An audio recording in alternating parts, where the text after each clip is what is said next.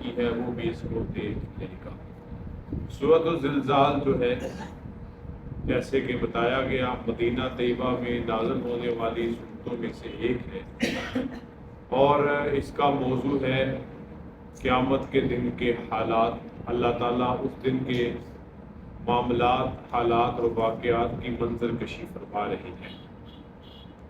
نبی اکرم حضور کائنات خاتم النبیین صلی اللہ علیہ وآلہ وسلم نے ارشاد فرمایا کہ اس سورہ مبارکہ کی تلاوت کا ثواب اتنا ہے جتنا نصف قرآن پڑھنے کا۔ اس سورہ مبارکہ کی تلاوت ایک مرتبہ کی جائے، اللہ تعالیٰ آدھے قرآن کے برابر نامہ اعمال میں ثواب لکھتے ہیں۔ اور مفسرین نے اس کی وجہ بیان کی کیونکہ انسان پر دو طرح کی ہی زندگیاں ہیں، ایک دنیاوی زندگی ہے اور دوسری اخروی زندگی ہے، اور اس سورہ مبارکہ میں اللہ تعالیٰ نے انسان کی اخروی زندگی کو بیان کیا ہے، لہٰذا زندگی کو جب دو حصوں میں تقسیم کیا گیا تو اس اعتبار سے آدھی زندگی، آدھی تو نہیں، ایک زندگی کا حصہ جو ہے دنیاوی پر ہے اور نہ ختم ہونے والا سلسلہ اخروی ہے۔ اس لیے اس سورہ مبارکہ کو حضور اکرم صلی اللہ علیہ وسلم نے نصف قرآن کے ثواب کے برابر قرار دیا۔ ارشاد باری تعالیٰ ہے جب زمین بڑے زور سے ہلا دی جائے گی، یہ قیامت کا دن ہوگا، قیامت کا منظر ہوگا جب اللہ تعالیٰ ایک عظیم زلزلہ اس زمین پر برپا فرمائیں گے۔ جیسے کہ مختلف احادیث کی تعلیمات کا نچوڑ یہ ہے کہ حضرت اسرافیل اللہ رب العزت کے حکم کے منتظر ہیں اور وہ اپنے منہ میں بگل لے کر انتظار کر رہے ہیں کہ کب اللہ کا حکم ہو تو وہ سور پھونکے، اور جو ہی اللہ کا حکم ہوگا تو قیامت کی نشانیوں میں سے ایک نشانی زمین پر زلزلہ، ہر چیز تاہو بالا ہو جائے گی، اوپر نیچے ہو جائے گی، کوئی چیز اپنے مقام پر صحیح سلامت نہیں رہے گی، سوائے اس کے کہ ایک حدیث مبارکہ میں اللہ کے نبی صلی اللہ علیہ وسلم نے ارشاد فرمایا کہ زمین پر جو اللہ کے گھر مساجد ہیں وہ اس قیامت کے حالات سے اولاً محفوظ رہیں گے، بعد ازاں ان کا بھی خاتمہ ہی ہوگا۔ پھر اللہ فرماتے ہیں وَأَخْرَجَتِ الْأَرْضُ أَثْقَالَهَا، زمین کے ہلنے کا نتیجہ یہ نکلے گا کہ زمین اپنے بوجھ نکال پھینکے گی۔ اب یہ بوجھ دو طرح کے ہیں، ایک مدفون کی گئی لاشوں کی صورت میں ہے اور دوسرا اس زمین کے نیچے دفن ہوئے اللہ کی طرف سے خزائن کی صورت میں۔ اللہ تعالیٰ ان دونوں طرح کی چیزوں کو زمین سے باہر نکالیں گے، یعنی زمین اپنا ہر سب کچھ نکال کر باہر ظاہر کر دے گی، اس کے اندر کچھ بھی باقی نہیں بچے گا۔ یہاں پر ایک سوال بنتا ہے کہ جو مردے دفنائے گئے، جیسے کہ مسلمانوں کے ہاں، عیسائیوں کے ہاں، یہودیوں کے ہاں ایسا ہی معاملہ ہے، اور بعض مذاہب میں سے ایک مذہب جیسے ہندوؤں میں جلایا جاتا ہے، اور ایسے ہی ایک مذہب میں وہ پہاڑ کی چوٹی پہ رکھاتے ہیں، اس کو درندے کھا جاتے ہیں، تو وہ کیسے زمین سے نکالے جائیں گے؟ تو آپ اس بات کو اس یقین کے ساتھ سمجھیے، اس کو چاہے جلا دیا جائے یا درندوں کی خوراک بن جائے یا ڈوب کے مرے، وہ بھی کہیں جا کے ٹھکانے اس کے آخری اجزاء لگتے ہیں، اللہ تعالیٰ اسی آخری اجزاء کے ٹھکانے کو اس کے لیے قبر بنا دیتے ہیں، تو وہ وہیں سے اس کو دوبارہ سے اللہ تعالیٰ وہ زمین اس کو جو ہے اگل دے گی۔ وَأَخْرَجَتِ الْأَرْضُ أَثْقَالَهَا وَقَالَ الْإِنسَانُ مَا لَهَا، اور انسان بدحواس ہو کر مٹی جاڑتے ہوئے جب اپنی قبور سے نکلیں گے تو وہ بھی پریشان ہوں گے، اس زمین کو ہو کیا گیا، یہ ایسی حرکت کیوں ہے؟ وہ ایک نفسا نفسی کا عالم ہوگا اور انسان فکر مند ہوگا، پریشان ہوگا، اور وہ پکار اٹھے گا ہوا کیا ہے، کیا معاملہ ہو گیا ہے؟ تو اللہ تعالیٰ چوتھی آیت میں فرماتے ہیں یومئذ تحدث اخبارہا، اس دن وہ اپنی خبریں بیان کرے گی، یعنی یہ زمین اپنی خبریں بیان کرے گی۔ مفسرین یہاں سے بیان کرتے ہیں کہ انسان نے جس جگہ پر بھی کوئی نیکی یا برائی کی ہوگی زمین کو آئی، اگر کسی نے کسی جگہ پہ کوئی غلط کام کیا ہے، حرام کام کیا ہے، برا کام کیا ہے، اللہ کی نافرمانی کا ارتکاب ہوا ہے، وہ زمین کا حصہ اس بندے کے خلاف گواہی دے گا کہ اس مقام پر اس نے یہ برا کام کیا۔ اور اگر کسی انسان نے کوئی اچھا کام زمین کے جس حصے پہ کیا ہوگا،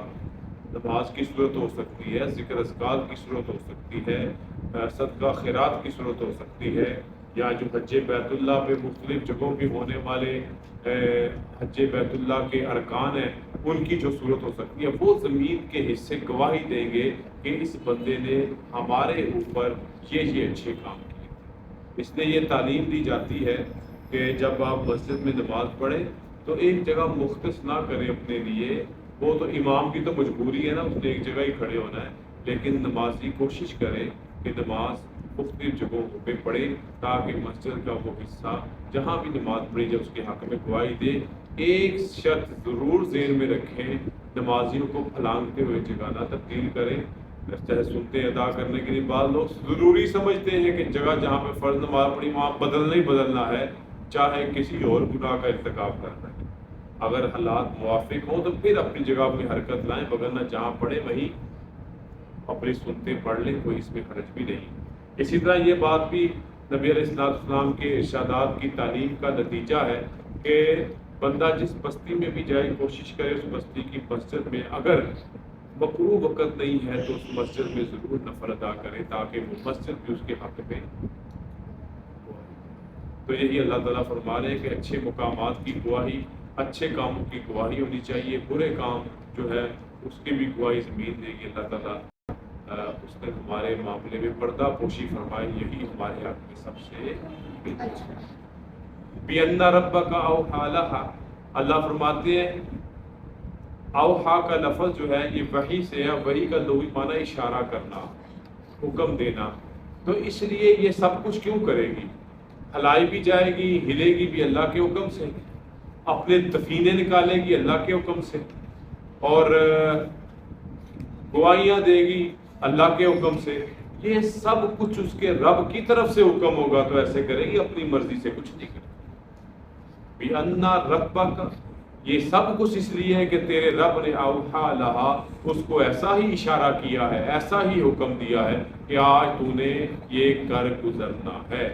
یومئذ یصدر الناس اشتاتا لیروا اعمالہم، اللہ فرماتے ہیں یہ قیامت کا دن، اس دن لوگ مختلف حالتوں میں لوٹیں گے، یعنی جب وہ میدان محشر میں اکٹھے ہوں گے ہر ایک کی حالت مختلف ہوگی، جیسے کہ احادیث کی تعلیمات یہ بیان کرتی ہیں، ہر بندہ اپنے گناہوں کے بقدر پسینے میں ڈوبا ہوگا، ہر ایک کی پریشانی مختلف ہوگی، ہر ایک کے معاملات ایک دوسرے سے مختلف ہوں گے، نیک لوگوں کے معاملات مختلف، بد کے مختلف، اہل ایمان کے مختلف، اہل کفر کے مختلف، منافقین کے مختلف، ہر ایک اپنے حالات کے مختلف ہونے کی وجہ سے قیامت کے دن مختلف ہوگا۔ اسی کو اللہ نے بیان فرمایا یومئذ یصدر الناس اشتاتا، کہ اس دن مختلف لوگوں کے مختلف حالتیں ہوں گی، کیا لیروا اعمالہم، تاکہ انہیں ان کے اعمال دکھائے جائیں۔ اللہ تعالیٰ اس دن بندوں کے اعمال دکھائیں گے جنہوں نے اپنی زندگی میں کیے ہوں گے۔ اللہ تعالیٰ اس میں بھی ہماری پردہ پوشی فرمائے، اسی میں ہمارے لیے خیر ہے۔ پھر اللہ فرماتے ہیں آخری دو آیتوں میں وَمَن يَعْمَلْ مِثْقَالَ ذَرَّةٍ خَيْرًا يَرَهُ، اور پھر جس نے ذرا پر بھی نیکی کی ہے وہ اس کو دیکھ لے، یعنی اس نے اپنی زندگی میں جو بھی اچھے اعمال کیے ہوں گے، اعمال صالحہ کیے ہوں گے، اللہ اس کو دکھا دے گا، وہ دیکھ لے گا۔ اب یہاں پہ کیا صورت ہو سکتی ہے؟ یہ اعتراض آج سے کوئی 100 سال پہلے، 150 سال بعد تو تھا، بنتا تھا، عقل پرست کرتے بھی تھے کہ یہ کیا معاملہ ہوا، ایک بندے نے ایک فیل کر لیا، ایک عمل کر لیا، کوئی اس نے کوئی اپنی زندگی کا کردار ادا کیا، اور پھر کیا ہوا، قیامت کے اس کو دکھا دیا جائے گا۔ دکھانے کی کیا صورت ہو سکتی ہے؟ سمجھ نہیں آتی تھی بات عقل میں۔ آج اللہ تعالیٰ نے انسان کو یہ بات بھی سمجھا دی۔ آج دیکھیں یہ موبائل کے کیمرے، یہ ویڈیو، یہ سب کچھ کیا ہے؟ یہ انسان کی بنائی ہوئی ایجادات ہیں جن پہ ہم ان چیزوں کو، اپنی حرکات و سکنات کو محفوظ کر لیتے ہیں اور پھر ایک دوسرے کو دکھاتے پھرتے ہیں۔ اللہ تو قدرتوں والا ہے، اللہ تو عظیم ہے، ان اللہ علی کل شیء قدیر، اس نے بھی ہمارے ہر لمحے کی چیزوں کو اپنے ہاں محفوظ رکھا ہے، اور اچھے اعمال کو پردہ اسکرین پہ دکھا دے گا، پھر عرض یہی کروں گا اللہ کی بارگاہ میں، اے اللہ پردہ پوشی کا معاملہ ہے۔ اور آخری آیت میں اللہ ہاں میں مثقال ذرۃ، اگر وہ معمولی سا بھی نیکی کا عمل ہے نا، 1 سیکنڈ کا بھی، 2 سیکنڈ کا بھی، 5 سیکنڈ کا بھی، شاید ہماری نظروں میں وہ نیکی انتہائی معمولی ہو، اللہ تعالیٰ اس انتہائی معمولی نیکی پر بھی اجر عطا فرمائے، ہمیں اس پہ بھی اجر میں ہمیں محروم نہیں فرمائیں گے۔ اور ایسے ہی وَمَن يَعْمَلْ مِثْقَالَ ذَرَّةٍ شَرًّا يَرَهُ، اور جس نے ذرہ برابر برائی کی ہوگی وہ بھی اس کو دیکھ لے گا۔ اگر برائی بھی معمولی ہوگی تو وہ بھی انسان کے پکڑ کا باعث ہوگی۔ اس لیے علماء بزرگان دین یہ بات فرماتے ہیں، کسی نیکی کو معمولی سمجھ کے مت نظر انداز کرو، کیا معلوم وہ معمولی نیکی ہی ہماری نجات کا ذریعہ بن جائے، اور کسی معمولی گناہ کو معمولی سمجھ کے مت کرو، کیا معلوم وہ معمولی گناہ ہی ہمارے پکڑ کا